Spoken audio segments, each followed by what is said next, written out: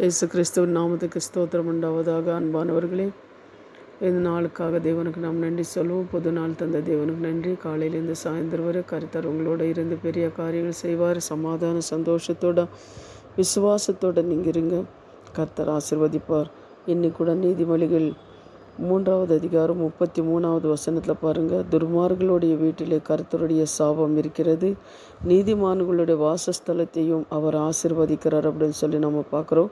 துர்மார்கன் யார் அப்படின்னு சொல்லி நம்மளுக்கு தெரியும். கீழ்ப்படியாமல் தேவனுக்கு விரோதமான காரியங்களை செய்கிறவங்கள அந்த குடும்பத்தில் அவர் சாபம் அவர் அவங்க வீட்டில் இருக்குமா. அது நீதிமான்கள் யாருன்னு கூட நம்மளுக்கு தெரியும். தேவன் கற்பனைப்படி கை கொண்டு தேவனுக்கு பயந்து நடக்கிறவங்கள தான் நீதிமான்கள். தேவனை தேடுறவங்கள தான் நீதிமான்கள். அவருடைய தேவன் என்ன பண்ணுறாரோ ஆசீர்வதிக்கிறவராக இருக்கிற அப்படின்னு சொல்கிறார்.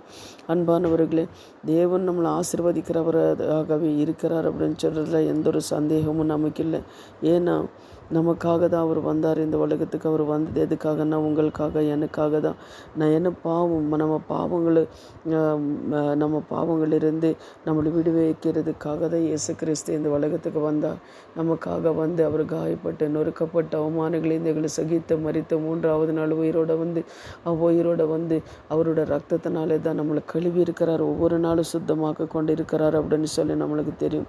அதே போல் பாருங்கள், இன்னொரு வசனத்து கூட பாகம் 11வது அதிகாரம் 11:26 28 வரை நீங்கள் படித்து பாருங்கள்.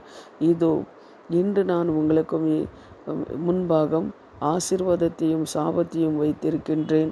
இன்று நான் உங்களுக்கு சபிக்கின்ற உங்கள் தேவனாகிய கர்த்தர் கற்பிக்கின்ற தேவனாகிய கர்த்தர் கற்பனைகளுக்குமே கீழ்ப்படிந்தீர்களானால் ஆசீர்வாதம் தங்கும் அப்படின்னு சொல்ல ஆண்டவர் சொல்லார்.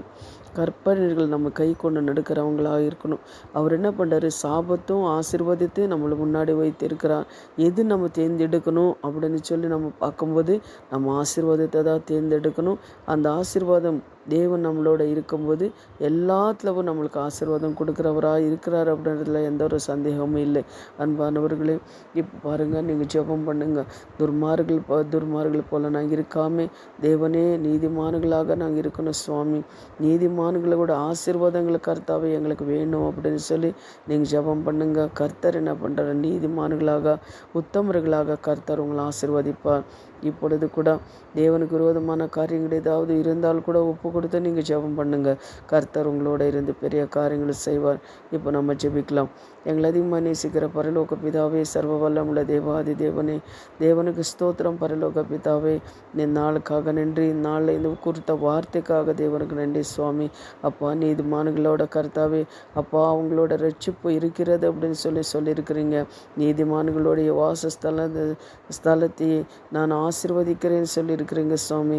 நாங்கள் நீதிமான்களாக உத்தமர்களாக சன்மார்களாக இந்த உலகத்தில் வாழ்நாள் முழுவதும் என் தேவனுக்காக வாழ கிருபை தாங்கப்பா. தேவனுக்கு ஸ்தோத்திரம். கேட்குற ஒவ்வொரு பிள்ளைங்களும் மேலே தேவா உங்கள் கரம் இறங்கட்டும். இயேசுவின் நாமத்தினாலே பிதாவே, ஆமென். God bless you. கர்த்தர் உங்களை ஆசீர்வதிப்பார். கர்த்தர் இரு காலையிலேருந்து சாயந்தரம் வரை எங்கே போனாலும் வந்தாலும் கர்த்தர் உங்களோட இருந்து பெரிய காரியங்கள் செய்வார். Amen, amen. God bless you.